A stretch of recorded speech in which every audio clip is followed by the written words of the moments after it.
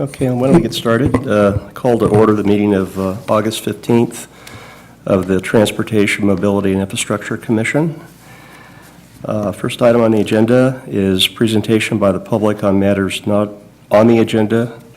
Are there any items? Steve, we have to say the Pledge of Allegiance. Okay, I didn't see that on the agenda. I should have known that.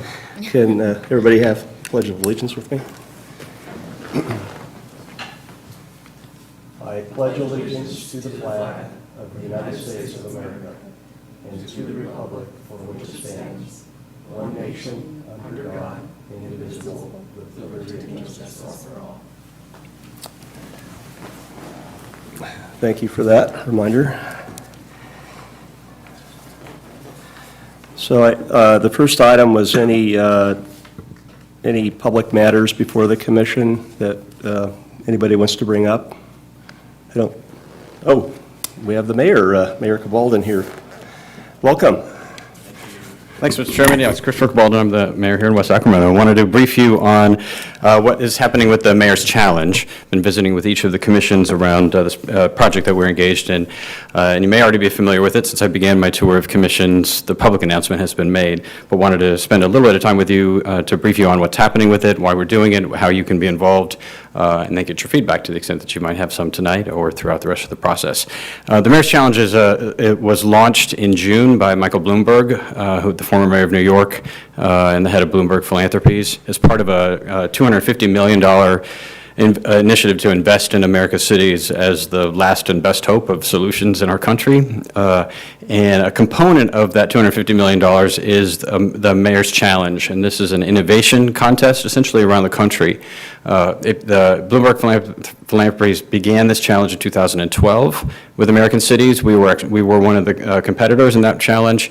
Since that time, they've renewed the challenge in South America and Europe and elsewhere, but it's returning to the United States for 2017. And the challenge is intended to incentivize, reward, and support the implementation and the scale and the replication of the best innovations in American cities to tackle the toughest problems and exploit the most opportune opportunities. So that's the basis of the challenge. The winner of the challenge gets $5 million to implement their innovation concept. The finalists in the contest, of which there are 4 or 5, each get $1 million. And then the early stage, 35 cities get $100,000 for the purpose of testing and building out their ideas as well. We competed in 2012. We may have been one of the only small cities in America to compete. This is before we were a Code for America city. It's before we launched Startups in Residence. It's before our partnership with Code for Hood. So at the time we were interested in, but not really a participant in the national movement around civic innovation and the application of innovation techniques to cities. So we used the opportunity in 2012 in the challenge to try to build out some of that capacity and build some muscle in that space. Earlier in that year, we had announced that West Sacramento was intended to become a global food hub, that we would use our existing assets in the nation's richest agricultural valley and our industrial and manufacturing distribution assets to try to build ourselves out as a significant international center for production, manufacturing, research, technology, and significantly global headquarters. And we've accomplished that. Well, it was a big audacious goal at the time. But later in that year when the Bloomberg Challenge came out, we decided to use the challenge to focus on food innovation. So we narrowed our field of vision around innovation in 2012 to food innovation. We convened a set of partners from the nonprofit sector, folks like the Center for Land-Based Learning, who we didn't yet have a relationship with, the Yolo Food Bank, others that were working in the advocacy and social services space, along with some significant companies that are already in our city, including Raley's and Farm Fresh to You, the state's biggest distributor of CSA boxes, fresh produce on a weekly basis, and others. And then we invited in a changemaker consultant to help us build out innovation ideas in that space, and it was extraordinarily productive. It changed the way that we thought about problem solving in the city, the way we designed some of our approaches inside City Hall, but also we came up with some really cool and interesting ideas. The 3 final choices that we had at the time, just to give you some sense of what we're talking about when we're talking about municipal innovation, the 3 that were our final options, one was what we called the Grotel, and that was the conversion of a motel on West Capitol Avenue. We have a substantial surplus of motel space and motel rooms given the market. At least the legal market for motel rooms in the community. So the Grotel concept was to acquire and then convert a motel, take the public space, the open spaces on the site, whether it was the portions of the parking lot, play spaces and others, and convert them into an urban farm. This is at a time we had 0 urban farms in the city, and there weren't any really to speak of in the region as well. And that we would then use the actual motel space itself to provide affordable housing focused around the farmers working at that farm. We did that in part because we were trying to revitalize West Capitol Avenue and bring life and activate the street. So it's partly an economic development and community revitalization and planning play. We were doing it partly because we wanted to demonstrate urban farming in the community and help folks understand better, the food cycle and get access to healthy produce in food deserts. Most of West Capitol, despite the fact that Raley's and Safeway are both located on it, most of West Capitol is surrounded by food deserts. And then finally, we learned during this whole innovation process that we had a major workforce problem in the agricultural sector in the region, in the sense that folks who were, today many young people who grow up on farms don't end up wanting to become farmers. This is unlike previous generations to a large extent. But that was always the workforce pipeline for farming. But there are an equal number of people who want to go into farming who didn't grow up on a farm. And that's why there are programs like the Center for Land-Based Learning operates farm academies and others to train people to become farmers. There's just one problem. At the end of the training, unlike the kid who learns how to farm from his parents, at the end of the training you don't own a farm. You don't inherit the farm later on, so you don't start with any capital. So part of the point of the Grotel was to provide a capital basis for these farmers just coming out of the academy, where they would farm temporarily on this site, build relationships with restaurants, with supermarkets, with schools, and other institutional buyers, and with banks in order to build what they needed in terms of reputation and capital to acquire an actual farm. So that was the Grotel plan, and as you can tell, what it was doing was taking lots and lots of different policy objectives and marrying them together, all of which in ways you never would have guessed through our normal process of thinking about food deserts, economic development, or workforce development. The second concept that we played with was we're trying to also deal with food deserts and access to healthy foods. And we said, well, we have Farm Fresh to You in the community, and as I said, it's the state's largest distributor, maybe the nation's, of food boxes of fresh produce from local farms. And they serve a huge market. So it's a great model, and it shows how you can support agriculture at scale as well. What if we could get a food box to every single household in the city? Rather than have folks pay for a private company that's providing it at a relatively high rate. What if we could buy in bulk enough produce for every single household in the city and distribute that on a weekly basis at some substantially reduced rate because of the co-op pricing essentially that we'd be able to achieve? Now, how do we get it out to them? Farm Fresh to You and said, look, we don't have the capacity to do that to every single house in the city. We thought, well, hey, guess what? We're lucky. We can think of one entity besides the Postal Service that goes to every single house in the city every week, and that is us. We send refuse and recycling trucks both out. So we didn't know exactly how, but we thought, well, maybe we slap a trailer on the back of one of those or something. But could we build out an idea that relied on the existing transportation play that we were doing with refuse and recycling to get the food boxes out? So pick up your trash and your recycling and drop off a CSA box that would have the effect of improving health in the community, improving access to healthy foods, reducing the price of healthy produce for the buyer, but also significantly helping farmers with a very stable, large market for their produce, which is a significant problem in the region.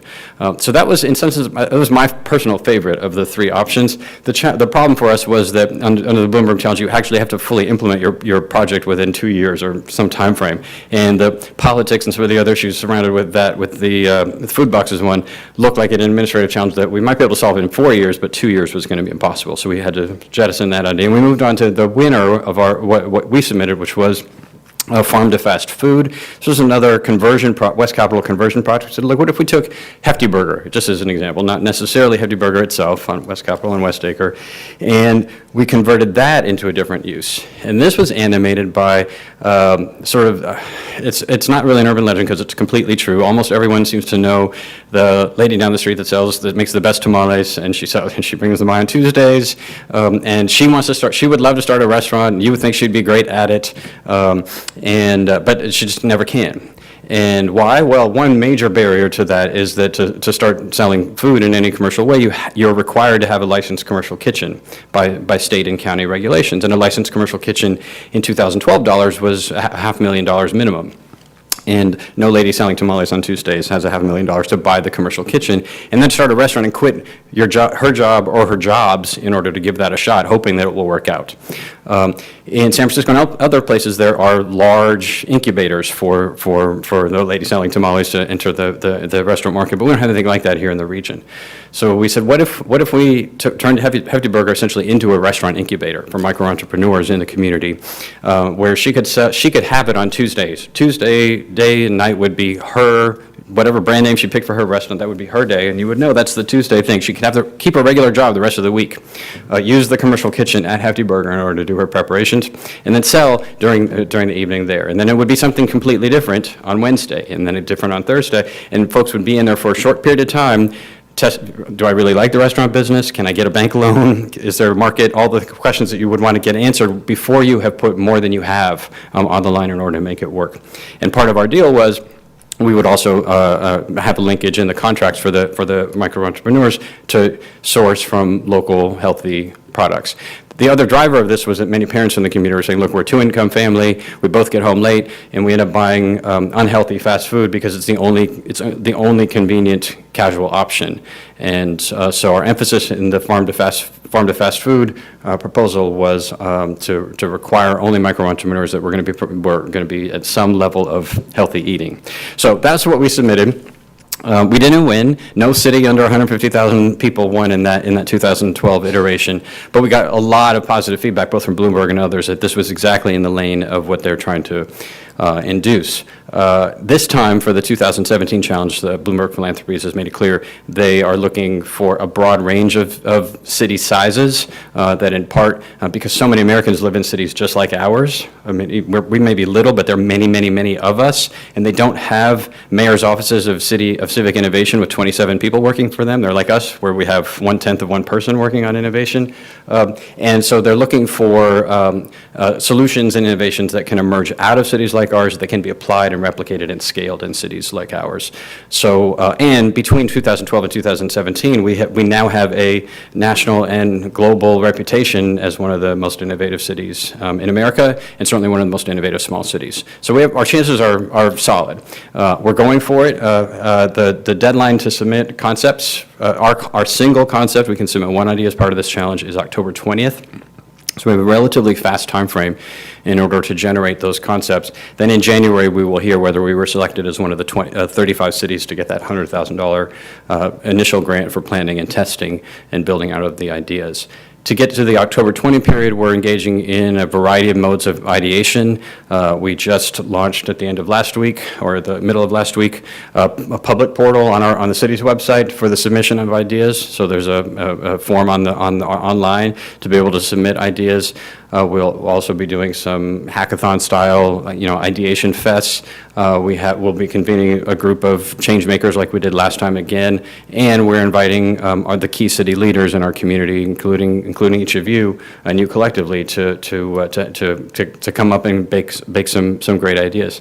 Now, some basic ground rules around this. We're looking for ideas that are in the civic innovation space. So it's not just new ideas, and it is ideas that make an impact on a significant problem in some way, and that have some lesson or replication or scale value for other cities in America. Not necessarily every city in America, but for other cities in America. It has to be something that we don't already do, and in order to win, it has to be something that somebody else doesn't already do. It actually has to be an innovation in that sense. And so that leads out, even on, on my Facebook page and on Twitter, folks say, what we should apply for is to put sidewalks on Jefferson between the school and Linden. Well, that's not, the research knowledge about how to install a sidewalk, what a sidewalk does, how many people it can hold, all those things, it's already known. So that's not innovation, that's just spending money.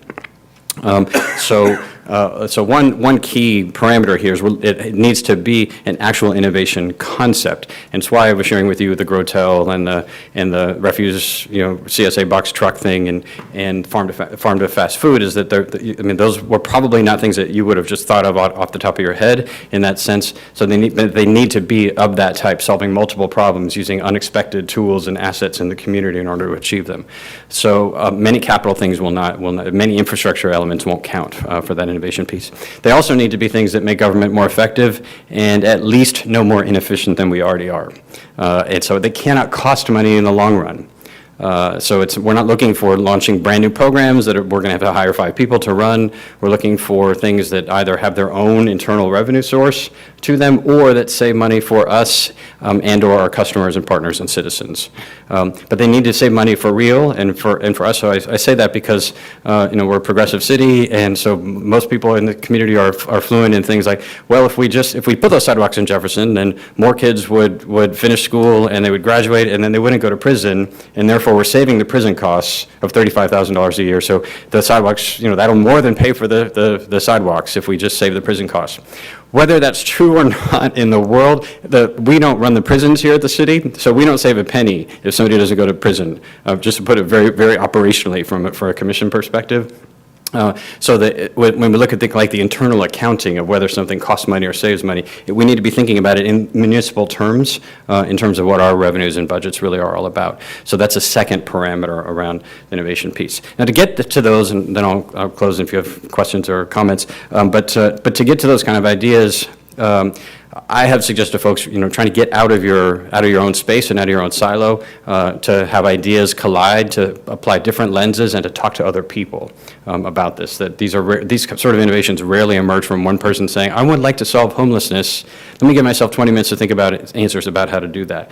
Because when you do that all by yourself and you focus just on the problem, it's very hard to get out of the box about how we've always tried to solve homelessness. And we're looking for transformative, powerful, bold innovation ideas. And so for me personally, I find it's useful to leave that space and say, okay, well, if all I had were the tools of the Parks Department and I had to solve homelessness, okay, now what would I do? Right, so I don't have any mental health services, I don't have any housing, and I don't have any law enforcement. I just have the Parks Department to solve homelessness. God, if the Parks Director said, if the mayor said to the Parks Director, the city manager told the Parks Director, you're fired unless you can reduce homelessness by the end of the year, what would you do? Or so if you make an thought experiment out of it in that way, you probably can't come up with. Denix could come up with stuff that would move the needle on homelessness from a Parks Department perspective. Think about private sector solutions. A lot of what we did in 2012 was to take a problem or an issue, whether that was food safety or food deserts, and say, okay, if we were Airbnb, and we wanted to show how Airbnb's model could solve healthy food access in communities across America. And that's the only tool we had was the Airbnb platform and approach and framework. What would we come up with? We actually came up with a lot. That whole restaurant incubator idea came first out of the notion of, well, what if we had an Airbnb for commercial kitchens? Right, because there's a lot of commercial kitchens around the city, most of which are unused 80% of the time, at schools, at churches, here at City Hall. So what if we had a way for people to rent commercial kitchens just on the fly, kind of like Airbnb? So thinking, what if Uber was running this? What could they do about our needs around preschool or some other issues? So looking at completely different ways, completely different toolboxes than we're used to, and applying them to some of these problems and opportunities is a useful way to approach it.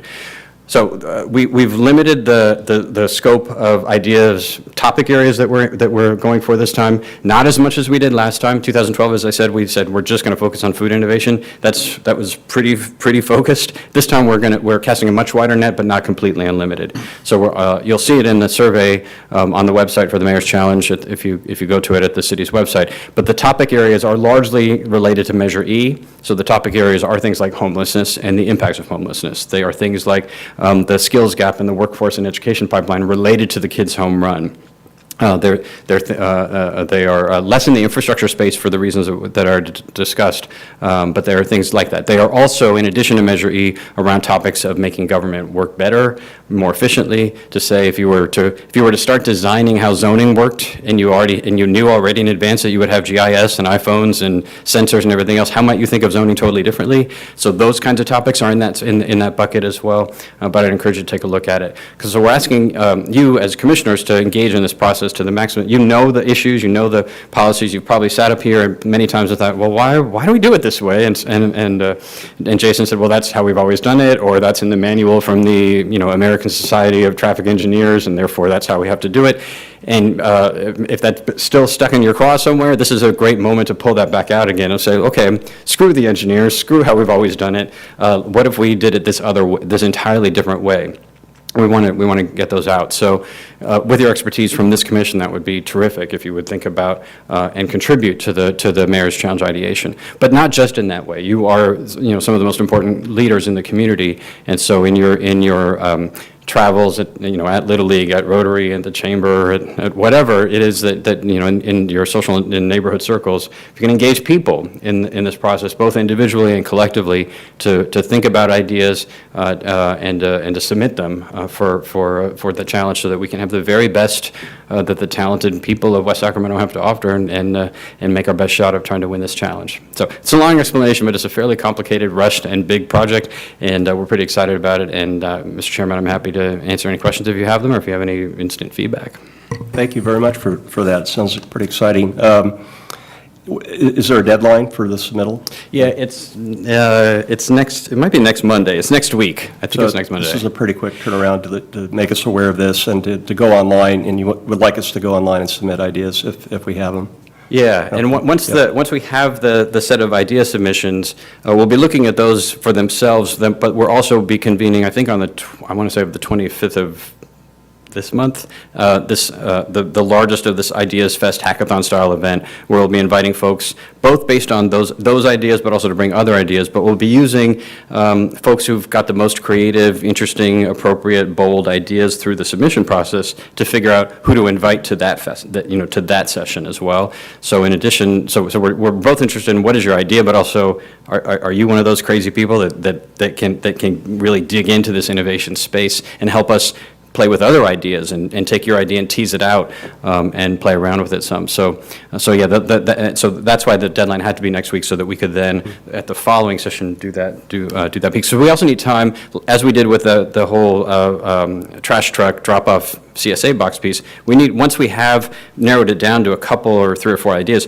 we really, our staff team has to dig in. Okay, is this really feasible to do? It may be a very elegant concept and idea, so we need a few weeks to be able to do that. And ideas could also be projects, perhaps. And the one that comes to mind is tiny houses for the homeless or something. Mm-hmm. There's a tangible result. You're looking for something that is a prototype, perhaps, or something that could be replicated by other cities. Is it more of a project, or could it be a program, or any thoughts on that? So it could be any of that. So when I said the sidewalks in Jefferson wouldn't be eligible, I didn't mean to suggest that it couldn't be anything physical. It absolutely can't be something physical.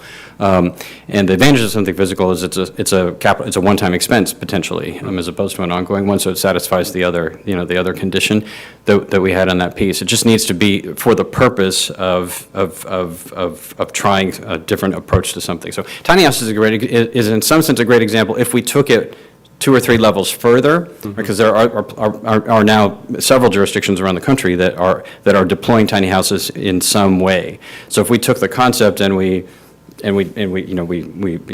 turbocharged it or made it 10 times more complicated or whatever, we might have a concept there that we could submit. But it's a great start to kind of look at those sorts of things because they blow up the way we've always thought about these issues, and they might lead you to other things that riff off of the tiny house movement as an example. Any questions for the mayor on this? I have one question. So, okay, this is great, by the way. I love, the whole concept behind it and what you're doing, and I love, frankly, that you don't sound like a lot of other local governments in the area and around the country, so thank you very much. My question is actually, and maybe this is a whole separate issue, the farm to fast food kind of commercial kitchen incubator idea, has that just gone away? Or, because I think that's a phenomenal idea. My family was in the restaurant business for several years, and I'm very well aware of the challenges involved in getting into the restaurant business, especially for someone who's on their own, or, you're you're just a family and you're betting a lot on what it takes to open a restaurant. So I think that's maybe this is part of a whole other conversation, but it's a phenomenal idea and a great, I think, kind of community building idea to be able to have something like that. So I don't know where that stands as a concept, but I think it's phenomenal. So it's in our magic bag of tricks at the moment, waiting for another opportunity. I mean, this is how most things in West Sacramento proceed, because we have essentially pretty close to literally zero discretionary funding for us to spend on whatever we want to. We have basically none. We have a small amount of money that's available to match other people's money, but that's basically it. So so this is an example where we actually did make contact with Hefty Burger and started to figure out, okay, what would the cost be here, and are there other would this qualify for this grant or that grant or this grant or that grant? So it's one of those that we have on our set, waiting for the right grant opportunity or partner to come along. So it's not dead by any means. We have a lot of things that are in that magic bag of tricks, waiting so that we can jump when somebody's got some resources out there we can exploit. Because it is a solid idea. We've heard ever since then. There was a video produced about the concept, and we've gotten a lot of feedback both locally and regionally that it's really needed. It would be a big step forward. We just need to find the appropriate set of funding sources to do so. Okay. Thank you very much. All of us should take a look at the website, I understand? Yeah, the simplest is just go to the city, I mean, I know the thing in my head, I think, but the simplest is just go to the city's website. If there's a big old, Okay. blue picture of me and the word Mayor's Challenge, just click on that, you'll be good. Great. Thank you so All right. much for coming Thank you. this evening. Okay, the next item on the agenda is the consent approval of the minutes from July 10th, 2017. First, are there any commissioner communications? Thank you for, are there any commissioner communications to report? Have we heard none? Moving on to the minutes of July 10th, 2017. Do I hear a motion to approve? Motion to approve the minutes as they're drafted. Okay. Do I hear a second? I second. Okay. All in favor? Aye. Aye. So approved. On the regular agenda, we have the request for approval of the shortlist for advancement in the pilot flexible transportation service procurement process. And Sarah Strand will be presenting this item.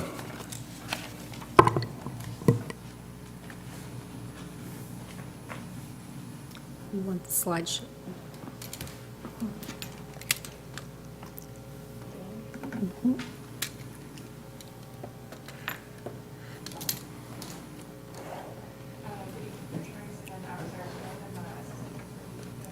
Is your mic on? It's at the base, at the base of the mic. Obviously not a veteran at this yet. So I'm an assistant transportation planner with Public Works. And on March 3rd was the first time that you guys heard about some of these items, particularly the West Sacramento Mobility Action Plan, or MAP, and two near-term transit pilot projects, the Downtown Shuttle and the Pilot Flexible Transportation Service that was presented by Chris Doherty at that time. Since then, council has authorized staff to release a request for proposals to design, deploy, operate, maintain, and evaluate the performance of a one-year pilot flexible transportation service, also referred to as an on-demand microtransit service or rideshare service. And so I'm here this evening to provide some updates to the commission on the pilot flexible transportation service and to request your discussion and input regarding staff's recommendation of a shortlist for advancement in the active procurement process for this project. And staff will be taking this recommended shortlist to City Council tomorrow evening to request additional input and approval.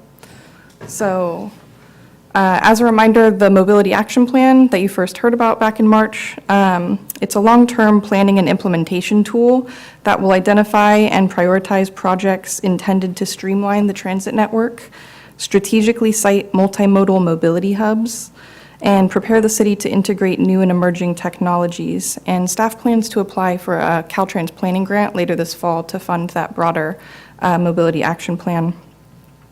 The two near-term transit pilots are intended to feed into the map and inform it. And Pilot 1 includes the development of a downtown shuttle with 20-minute frequencies heading into downtown Sacramento, and also includes the realignment of Route 39 to provide peak hour commute service to the Bridge District. And those new services were actually implemented starting on July 31st of this year. The second pilot I mentioned, again, is the pilot flexible transportation service. And the impetus behind this pilot really came from some concerns about poorly performing fixed routes, as we saw dropping ridership alongside rising costs for operating Yellow Bus throughout the city. And in addition, parking management has been a pressing issue in the Riverfront District, where transit-oriented developments are outpacing the supportive transportation infrastructure that's really needed to enable people to go car-free. And then at the same time, we're seeing a lot of new and emerging mobility options popping up around the country that are trying to provide a competitive alternative to driving or traditional fixed-route transit service. So generally, this is being attempted by making transportation services more flexible and dynamic by using technology. So kind of illustrated here on the slide, traditional transit has operated on fixed routes with fixed stops and fixed schedules that can oftentimes deter ridership for a number of reasons, but particularly long travel times or the distance that a rider might have to walk or bike in between their home or work just to get to a transit stop are some examples. And so this pilot aims to deploy a microtransit system that would use right-sized vehicles to provide service based on demand. And so instead of running a 40-foot bus to carry a handful of people, the idea is that smaller vehicles such as sedans or vans or shuttles might be deployed to carry passengers. And these emerging services use sophisticated algorithms and smartphone applications to maximize the number of passengers that are requesting a ride and dynamically route the vehicles based on that demand in real time. By emphasizing the shared ride aspect of this service, we hope to avoid simply replacing someone's existing trip with another vehicle trip that would have just otherwise already occurred.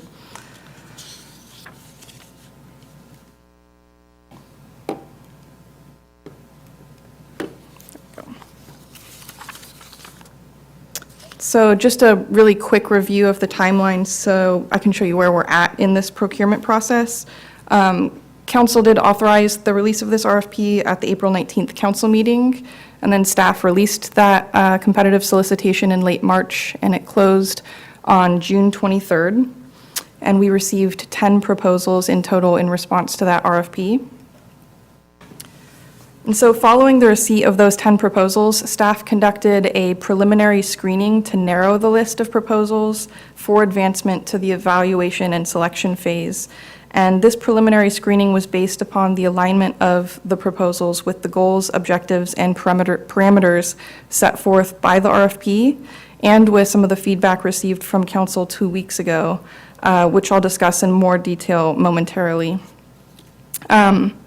Pending council's approval of a shortlist for advancement, an evaluation and selection panel will be convened consisting of 3 city staff, 1 representative from SACOG, and a subject matter expert from AC Transit. And the panel will use the evaluation criteria that's included in your staff report as attachment 2 to independently score both the written proposal and a supplemental interview. And from there, the top-ranking proposal would then be recommended to council for an award of contract in October. And at that time, staff will have worked with the top-ranking firm to develop multiple service alternatives with associated cost estimates. And these would include a cost comparison across different service models. So for example, if that's going to go curb to curb or curb to hub or just connect people between strategic hubs throughout the city. And that's something that council had asked us to come back with. And then the other thing that we'll return with is a funding plan to accompany those service models. So at that point, council could then elect to award a contract and select a general service model to proceed forward with, or they might redirect staff to come back with a modified or additional service models before awarding a contract. And one thing I'd really like to emphasize at this time is that we're not selecting a detailed service model right now, but we're really just trying to confirm the direction that we're heading in as we narrow the shortlist for evaluation and selection.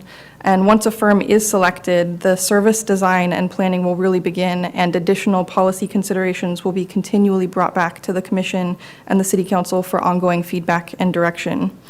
So for example, things like hours of operation or vehicle branding and what that would look like, or whether to subsidize the service, and if so, to what extent.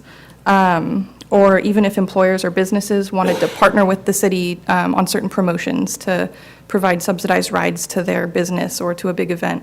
If we wanted to incorporate things like that into the service, we'll come back and have those conversations.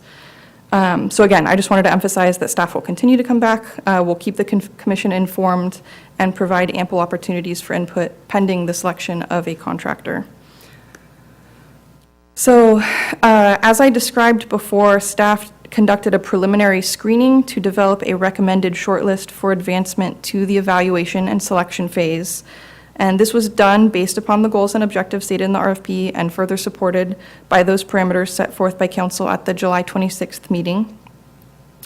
Specifically, the RFP solicited innovative firms, both public and private, to deploy the one-year on-demand flexible transportation service that encourages ride sharing and could potentially provide a viable alternative to driving or traditional fixed route service in an effort to reduce VMT, vehicle miles traveled, particularly single occupancy trips, and encourage the use of other alternative modes like bike share or walking.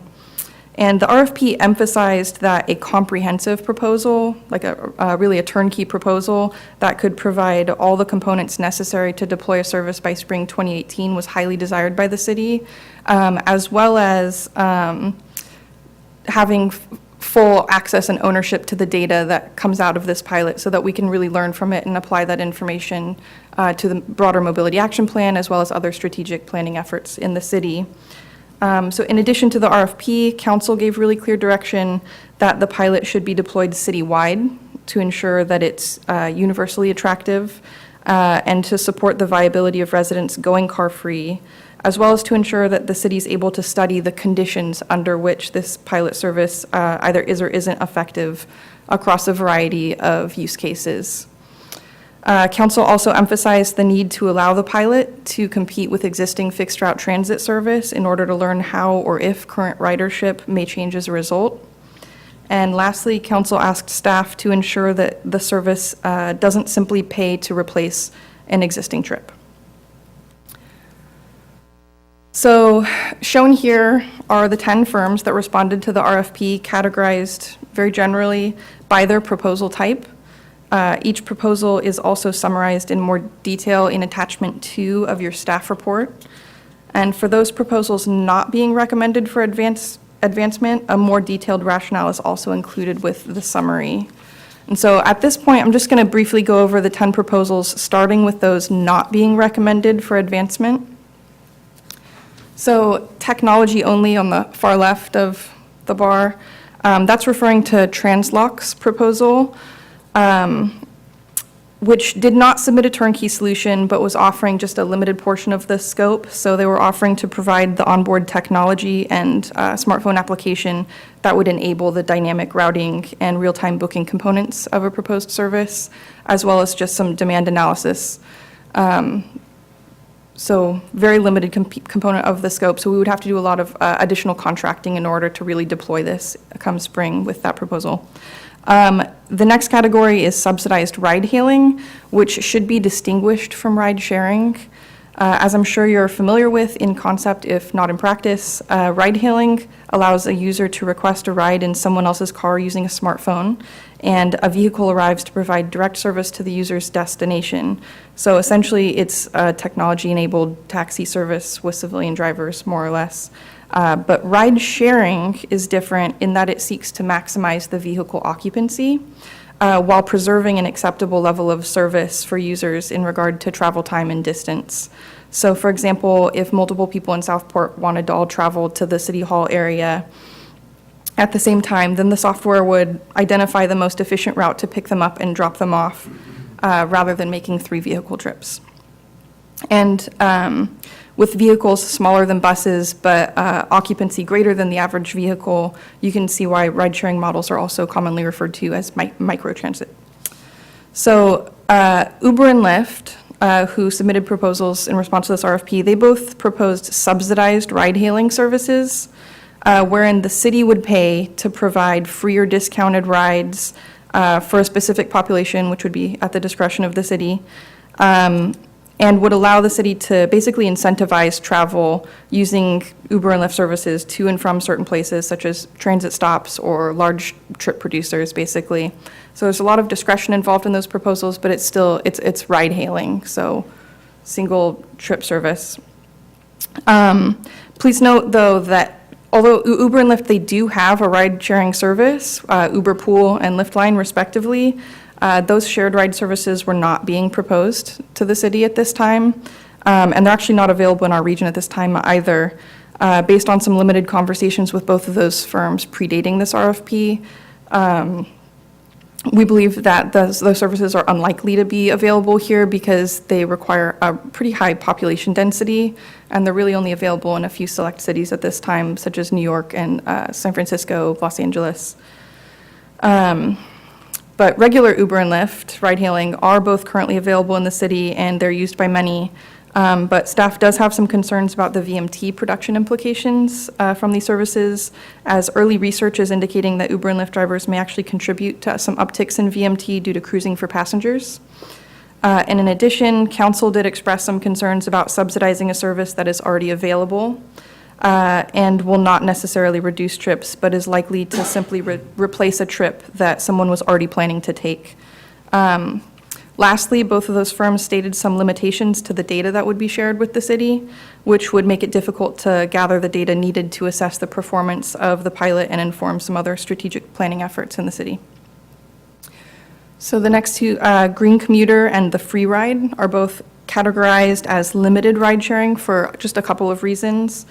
First, Green Commuter is proposing more of a car share, ride share hybrid, wherein vehicles would be available for a membership-based electric car share program, but would be used to provide ride sharing services during peak hours. Due to the heavy investment in EV vehicles and EV charging infrastructure, this would limit the coverage of the city and require a pretty significant portion of the budget for this project to go towards those investments. The Free Ride proposed to deploy an on-demand ride-sharing service for the Riverfront District using electric GEM motor cars, which, if you haven't seen those before, you could liken them to kind of a large golf cart. And while this might be a good fit for the Riverfront District area, the size of these vehicles would definitely limit the service from being expanded to a citywide model, which is a parameter that council set forth at their last meeting. So the remaining proposals comprise the staff recommended shortlist and were submitted by Chariot, Transdev, Rideco, Demand Trans, and VIA. And all 5 of these proposals are rideshare services that offer branded vehicles and a smartphone application to book and track rides. And each of the proposals offer customization to varying degrees, but are generally very comparable in their approaches in that they provide right-sized vehicles on demand and seek to optimize vehicle occupancy through dynamic routing. And for more details on those proposals, I'm going to refer you to your attachment 1 where there's a detailed summary of each, and I can answer any questions you have on those at the end of the presentation. So at this point, I would like to open up to any questions you may have at this time and request that you discuss and provide input specifically on the recommended shortlist for advancement to the evaluation and selection phase of the procurement process for the flexible transportation service. That's a mouthful. It is. Okay, thank you for that. Any questions or comments for staff? Yeah. Hi, Sarah. Thank you. Who's your target? Who are you trying to grab and use your service? So that's actually pretty much a policy decision that would be coming up to commissions and council to refine as we go through this process. But the direction that we've received thus far from council is that we want it to be open citywide so that we can see who uses it rather than us sort of predetermining who would use this service. Some initial thoughts around this based on some of the challenges in the city. Targeted one, the suburban areas of the city where we know we have a couple of underperforming fixed routes. And there are a couple of other pilots around the country that are looking at how can you use microtransit or other types of on-demand services to supplement or replace those types of underperforming routes and maybe find some cost efficiency there. So that was one thought that has, kind of come through. Another is the Bridge District, the Riverfront District, transit-oriented development areas that don't currently have the transportation options that they need to go without a car. So places that we can help to alleviate some of the parking demand issues that are arising. And then another key demographic that has come up quite frequently, especially alongside the age-friendly action plan that is underway, or is actually close to being adopted, I believe, is the senior population. We have a large population of seniors in the city of West Sacramento. We're an AARP age-friendly community, and this could really be a good fit to help get seniors around, especially in light of extremely expensive paratransit services that we're currently paying for. So 2 of the 3 targets were locations and 1 was a group of people. So I think the first part is you got to pick one or the other. Because if you're targeting seniors, I don't know if there's a cluster of them or not, or if they're as spread out as everybody else, if it's just a random population age. But that way you know who you're targeting in terms of marketing, and the marketing will determine the technology level. I've heard through a lot of our recent meetings is the lack of internet to certain neighborhoods, or a high-speed internet at least, or how are we getting information to them through newsletters or senior citizen centers or to the rec center or whatever. So you might have to pick one or the other for your initial pilot and focus on one, because you have probably a limited budget. You can't do both extremely well to find out who's using your service. Question number 2, what are the hours or proposed hours of this experiment, this pilot? So regular transit ends at 6 o'clock or thereabout. Is it a 24-hour operation? So that, I'm just going to go back a couple of slides to have the process up. That would be something that would be determined and brought to the commissions and the councils to talk out and get input on at a later time after we've selected a contractor. The idea behind this is that we kind of slowly are narrowing down and refining what this service should look like. Mm-hmm. Right now, we're really just trying to identify a short list to go forward with so that we can pick a firm that's qualified to help us do that service planning and design, that we know they have the capacity to work within the parameters that we've laid out. All of those level details in terms of who are we going to really target, how are we going to market it to them, and what hours of operation, where is it going to go? Are we going to pick people up at their doorstep and drop them off at the doorstep of their destination? Are we going to only pick them up at Southport Town Center and drop them off at Civic Center? Those are all going to be worked out, and we'll be bringing them back to commissions, to council. Because these are proposals, so they all proposed something. I would think hours of operation would be inside of that proposal. And I'm asking questions, and I get where you're trying to have us talk about the ones you've you like and the ones you dislike, but the ones that you like sound more like the bus service that is why we're sitting here discussing this, and the ones that you've said no to are the ones that people use. And I get we're trying to get away from vehicle miles and added miles and so forth, but wouldn't you want a successful program that people will use? Uber, Lyft, and I know that I would be a big fan of getting 50% off of my Uber, and I think my neighbors would be as well. A lot of all of the proposals in the recommended shortlist are actually distinctly different from existing fixed route. They're completely dynamic. They actually are all very similar to an Uber Lyft model. Really, the big difference is that they're picking up multiple passengers along the way. So if Uber Pool or Lyft Line were being offered, they might potentially be lumped into that list as well. In particular, Rideco and Via are actually examples of other TNCs, so they're equivalents to Uber and Lyft. Rideco's out of Canada, Via is currently operating primarily in New York City, and they have very similar models, very similar technology. One key difference that was important to us in terms of reducing VMT was the fact that they pick up multiple passengers along the trip. So we still have options to subsidize the service. We still have a lot of that capacity to do the things that you're talking about that I think people would use in the same way that people are using Uber and Lyft. But And my question is, your 2 of 3 places location-wise are probably people that want to go out on a Friday night and Saturday night to Sacramento downtown or do something. Will this go outside of the city limit, or is this located only inside of city of West Sac? at this time, we're only looking at within the city service. But that, again, is another parameter that would be a policy decision to be made by council. So why would I want to do something that, and I'm asking, so Saturday night, I take my family and the neighbors, we all want to jump on this bus to somewhere in West Sacramento, ride-sharing wise. And the advantage then would be outside of, if I want to take Uber and we just give me a 50% discount or give my neighbor a 50% discount, we can go anywhere in town outside of West Sacramento. So I would ask or recommend that you go outside of city of West Sacramento. Use it if we're trying to serve the constituents and the population. Let's target it to the people that would use it, and a lot of it would be going outside of the city of West Sac, and maybe until our bridge district is built up a little bit. Yeah. And use services that we already have and use. So make it a convenient aspect to the voters and just make it cheaper for us to do what we want to do as a resident of West Sacramento.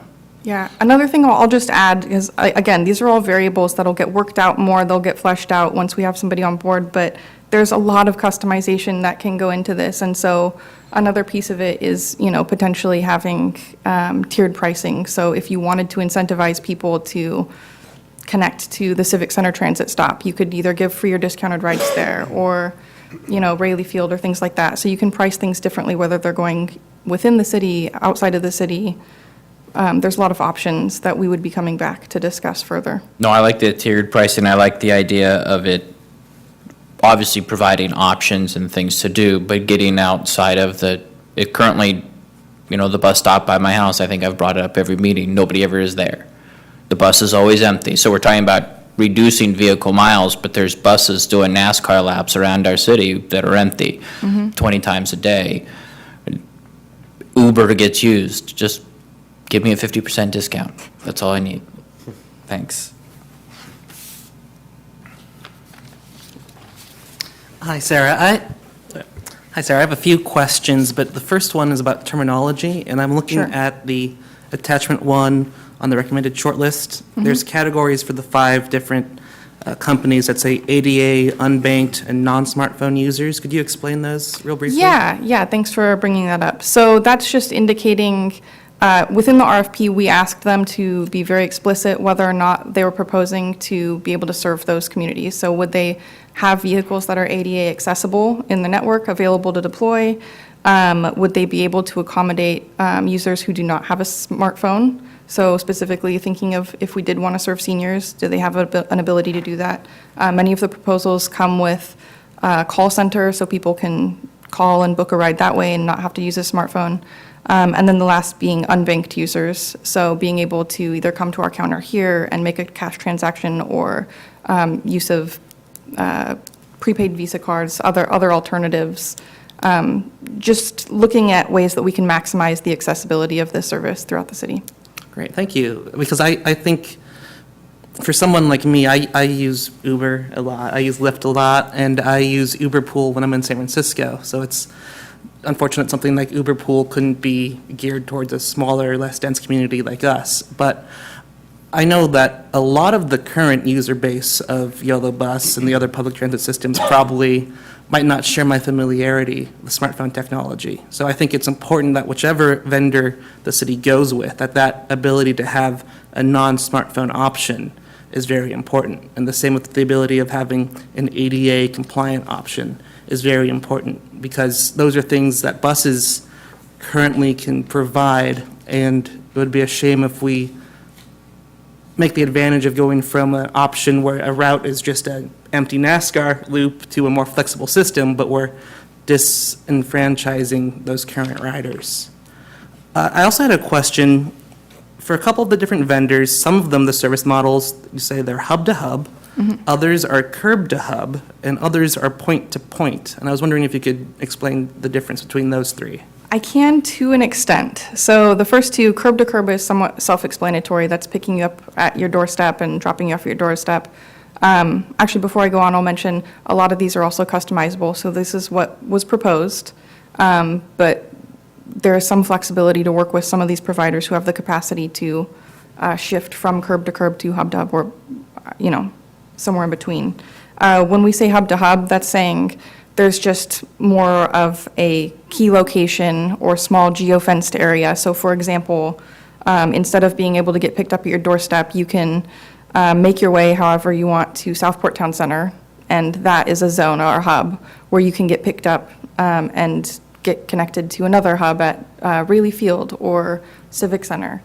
Those would be things, that's a policy decision to decide where those hubs might be if we went with a model that looked that way, versus providing curb-to-curb service anywhere in the city, outside of the city. Again, policy decision. Point-to-point is the language that was used in that proposal. So I actually think that there's some additional clarification necessary with that proposer, what they meant by that, because that could be interpreted as both curb-to-curb or hub-to-hub. But the way that they proposed it has the ability to be tailored one way or the other. The big implication is in cost when you start to look at those service models. So obviously, providing curb-to-curb service, especially if there's a subsidy attached to it, is very expensive to consider for the entire city, versus doing more of a hub-to-hub model. And those are the service alternatives and cost estimates that we would be coming back to council with in October with a recommended proposal. Great, thank you. And I understand entirely that those are policy decisions to be made further down the line, but just when it comes to the presentation before City Council tomorrow, I would suggest, again, if the goal of this mobility action plan is to differentiate itself from those fixed bus routes, that if I was an average person and I didn't want to drive somewhere, I would be much more incentivized to use a curb-to-curb service than I would a hub-to-hub, because at that point, if I'm walking to Southport Town Center to get to Raleigh Field, that's very much like a traditional bus at that point. And so I don't know if the riders that were hoping to get hooked on this new system would see that as a savings of cost or time or anything else. And then I had one final question, but I have a feeling it might be a more policy question for later on. But when it comes to the 5 vendors on the recommended shortlist, again, because not every consumer might be as tech savvy as others, I hope that the consideration is given to those who have the option for non-smartphone users, those who have the option for unbanked users.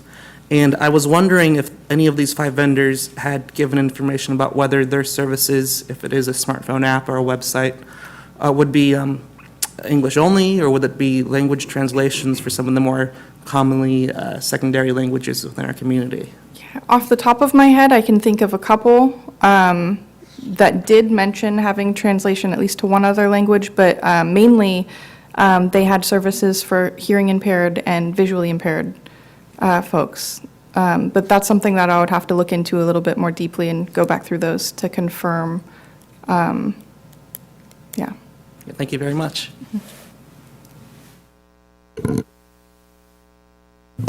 Any other comments, questions? No? Okay, well, thank you very much for the presentation.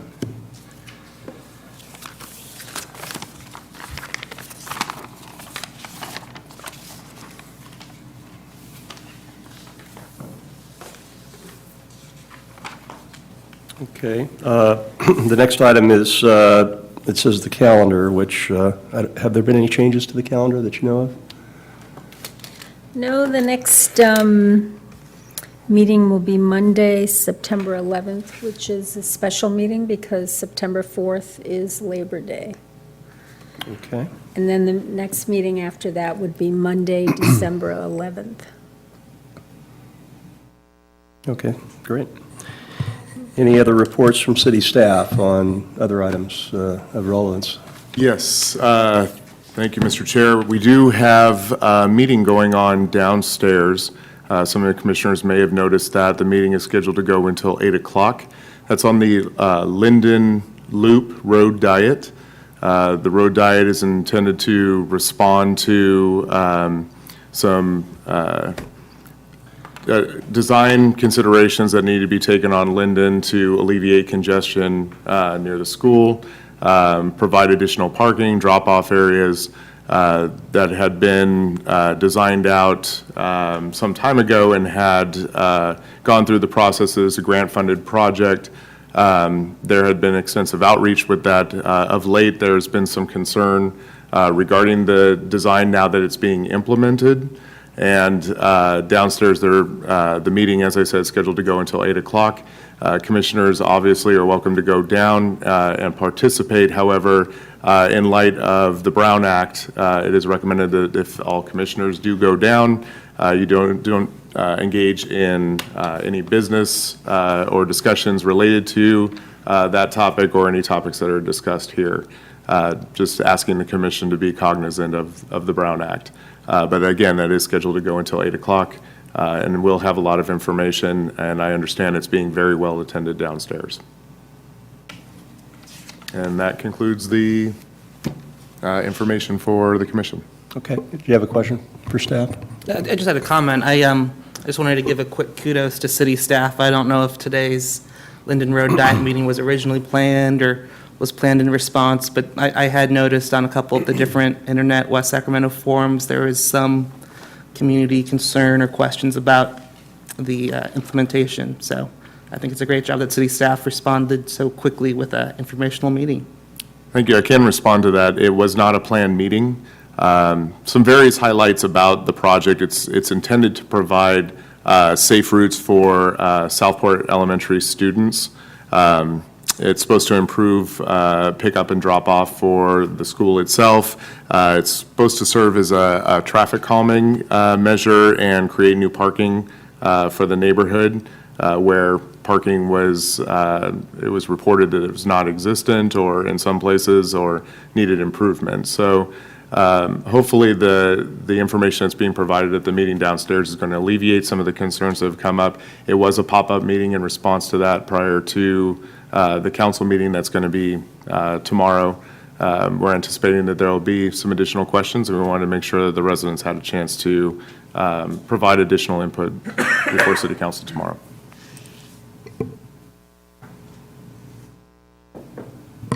Okay, thank you for that.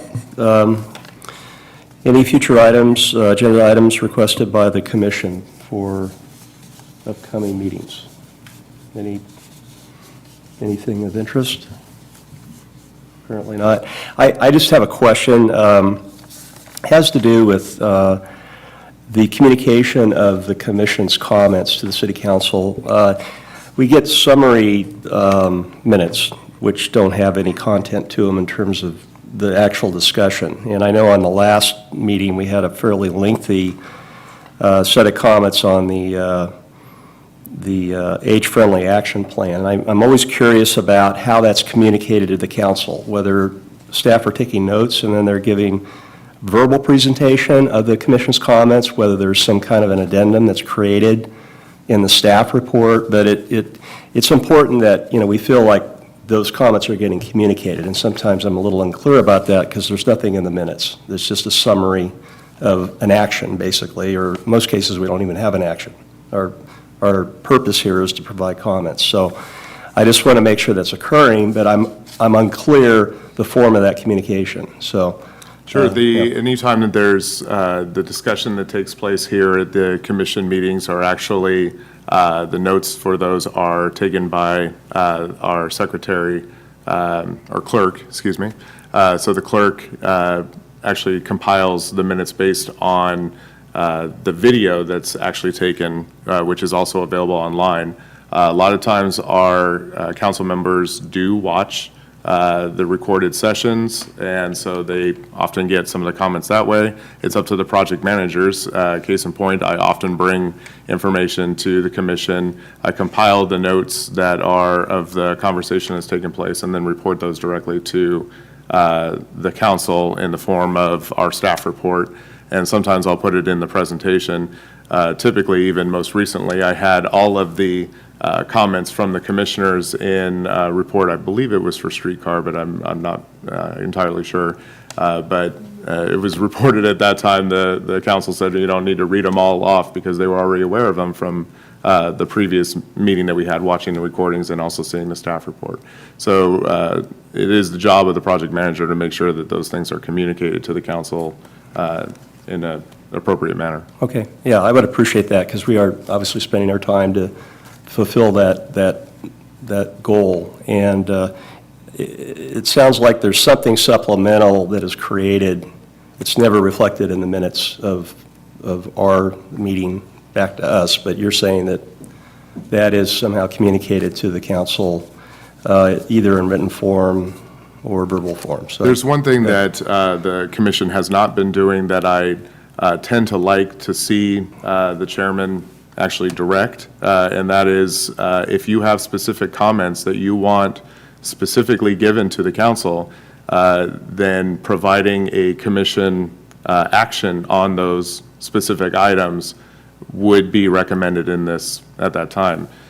You could say, for instance, you could entertain a motion for specific comments to be transcribed to the council, or if there's specific action that you would recommend, the chair would take it upon himself or herself to entertain a motion. Okay, I mean, we may get, 30 minutes worth of comments, which you're suggesting maybe are encapsulated in the form of a motion. Most of the time, we just are asked to provide comments. So if there was something, I guess, distinct that we had provided direction, very specific direction on, that seems to make sense. I'm also just interested in how that communication occurs with the council to make sure that we're fulfilling our role. Yeah. If there is concern, definitely the motion would probably be the best way to convey that. Otherwise, as I said, it's probably the best that the project manager take it upon them. But if there is concern that that's not being done appropriately, the motion is the best mechanism. Okay. All right. Thank you.